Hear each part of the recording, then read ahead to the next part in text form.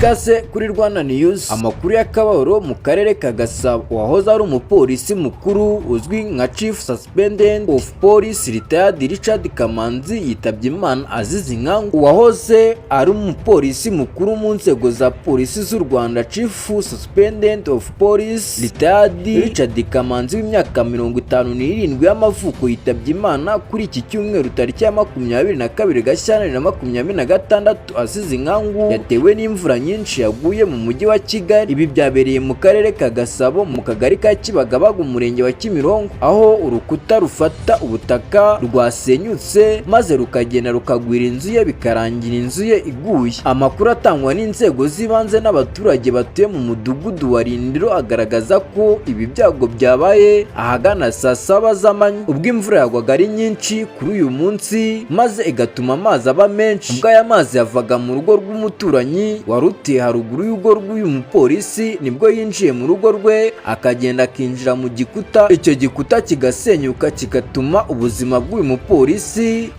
gusa icyabaye ni uko umuryango we wese utatikiriye, kuko usibye uyu Chief Suspendent Retired Kamanzi niwe wasize ubuzima mu muryango we wose, dore ko iyi nzu ye yahirimye igushijwe n'uru rukuta kuko rwari rufite uburemere bwinshi, inzu igasenyuka yose igashira. Umuvugizi wa polisi mu mujyi wa Kigali CIP Gahonzire yemeje aya makuru avuga ko bababajwe cyane n'urupfu rwari umwe mu bakozi b'inzego z'umutekano igihe kinini, kuko yagiye agaragaza umusada we cyangwa umusanzu we mu kubaka igihugu mu by'umutekano. Mu gahinda kenshi CIP Gahonzire yavuze ko bagiye gufasha umuryango wabo kubona aho kuba ndetse anabihanganisha bafata mu mugongo. Umubiri wa nyakwigendera wahise ujyanwa mu bitaro bikuru bya gisirikare kugira ngo ukorerwe ibikenewe mbere y'ugushyingurwa, mu gihe umuryango urimo gutegurirwa ndetse no gutegurwa kugira ngo wimurwe ujyanwa ahantu hatandukanye n'ahabereye impanuka, dore ko inzu yabo yasenyutse hafi ya yose. Polisi y'u Rwanda irasaba abaturage kujya bigengesera cyane cyane mu bihe by'imvura nyinshi, bakita ku kuyobora neza amazi ava ku mazu yabo no ku butaka, bubaka ibikuta cyangwa inkingi zirinda ubutaka kugira ngo inkangu zirindwe kugira ngo zitazongera gutwara ubuzima bw'abaturage cyangwa undi muntu. Abaturage basabwe kandi kwirinda kugama munsi y'ibiti mu gihe hari imvura nyinshi, kudafunga imiyoboro y'amazi no kugenzura abana babo mu gihe cy'imvura nyinshi. Urupfu rwa Richard Kamanzi ni igihombo gikomeye ku muryango we n'inshuti n'abahoze bakorana nawe mu rwego rw'umutekano, kuko uyu mugabo yari ingenzi cyane mu gutanga amasomo, yigisha abantu,